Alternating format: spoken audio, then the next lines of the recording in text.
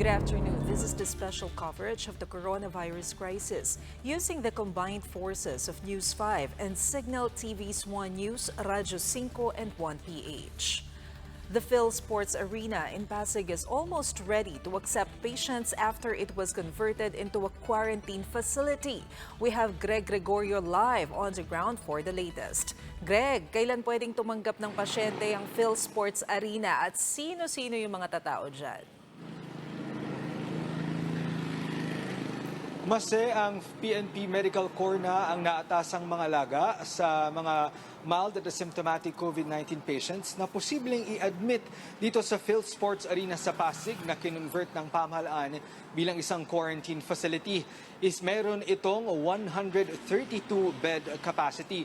Matatandang hindi pa tukoy noon kung sa lokal na pamahalaan ba o sa pribadong sektor manggagaling yung mga medical personnel na magbabantay dito sa pasilidad. Pero dahil nga PNP Medical Corps na ang naatasang mga laga sa kanila o sa mga pasyente ilalagay dito ay nagsagawa na rin ng inspeksyon kanina ang PNP Medical Services kasama ang DPWH, Office of Civil Defense at ang DOH. Ayon mismo kay PNP Medical Services Director Police Brigadier General Herminio Tadeo Jr., maliliit na bagay na lamang ang kailangang idagdag sa pasilidad bago ito tumanggap ng pasyente, gaya ng mga lamesa para sa mga pasyente at gamit ng mga nurses para sa record keeping.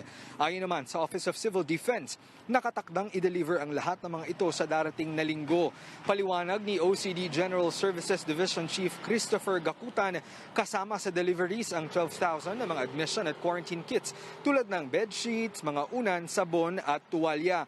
Bukod pa dyan, maglalagay din dito ng mobile X-ray laboratory, defibrillator, pati na rin mga PPEs na gagamitin ng mga PNP medical personnel na maa-assign dito. Posible daw makompleto ang lahat ng delivery sa darating na Miyerkules. Ayon naman kay Police Brigadier General Tadeo, 2 grupo ng medical personnel mula sa kanilang hanay ang magjo-duty dito. Kada grupo mayroong 9 doctors at 59 nurses na maghahati sa 3 shifts kada araw. Diretso 1 linggo silang magtatrabaho dito. Pagkatapos ng kanilang duty, sasailalim sila sa 14-day quarantine pati na rin sa RT-PCR COVID-19 testing. Nakahanda na rin daw ang 394 PNP Medical Reserves sakaling kulangin ng tao ang pasilidad. Ready na rin ang 2,000 sets of PPEs ng ahensya para sa mga naka-assign dito. Madadagdagan pa raw ito kapag dumating na ang kanilang mga in-order. Narito ang pahayag ni PNP Medical Services Director Police Brigadier General Herminio Tadeo Jr. Meron lang pong kaming mga nakitang mga ibang pangangailangan ng patients at saka para po sa medical staff and security na minimal lang naman na po yun na pwede nang ikabit anytime. Mase, ngayong darating na linggo ay nakatakda pang magkaroon ng formal turnover sa PNP matapos ngang maiayos lahat ng mga equipment na kailangan dito sa pasilidad na ito. Ayon naman sa DPWH, habang wala pang mga pasyente ay maaari rin itong ipagamit sa mga OFW repatriates na mangangailangan naman ng 14-day quarantine. Maricel? Greg, isang paglilinaw lang. I understand priority nila dito yung mga may mild symptoms. Pero anong area yung ipaprioritize nila dito sa PhilSports Arena, considering na nasa Pasig siya? Yes, Maricel, noong Martes sa isinagawang inspeksyon ni na National Task Force COVID-19 Spokesperson Retired General Restituto Padilla at Presidential Advisor on Flagship Programs and Projects Secretary Vince Dizon, nabanggit na itong PhilSports Arena na na-convert bilang quarantine facility ay kauna-unahang mega quarantine facility na binuo ng pamahalaan dito sa eastern side ng Metro Manila. Kaya naman bukod doon sa priority na pagtanggap ng mga referred patients mula sa Pasig, ay tatanggap din daw sila o tatanggap din itong pasilidad na ito ng mga referred patients mula sa iba pang mga lungsod dito sa Eastern Metro Manila gaya ng Marikina, Taguig at Pateros. Maricel? All right, thank you for that report. That was Greg Gregorio reporting live from the PhilSports Arena in Pasig City. The Commission on Elections has extended the suspension of voter registration and other related activities up to June 30, 2020, after the President extended quarantine protocols in Metro Manila and in other areas in the country. The suspension affects all Comelec offices and satellite registration sites nationwide and covers all registration activities except the issuance of voter certifications. The distribution of voter certification remains suspended until April 30 only.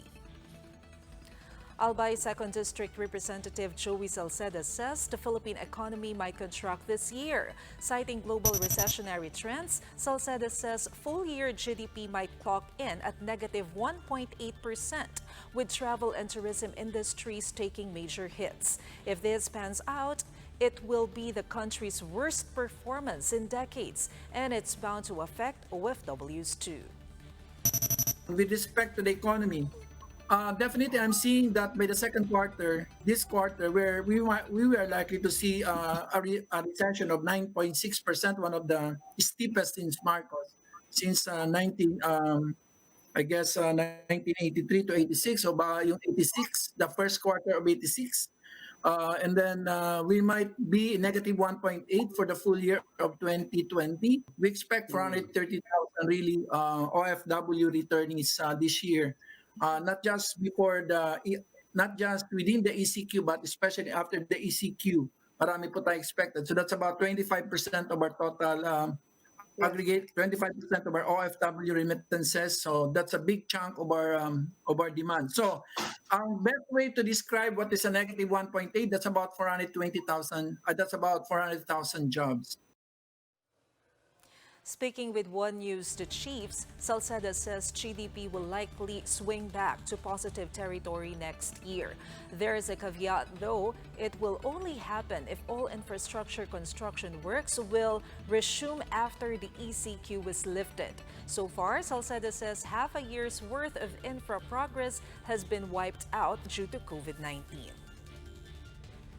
That's the latest on the enhanced and expanded community quarantine. For more updates, follow News 5, the Philippine Star, and Business World Online. I'm Maricel Halili. We are One News.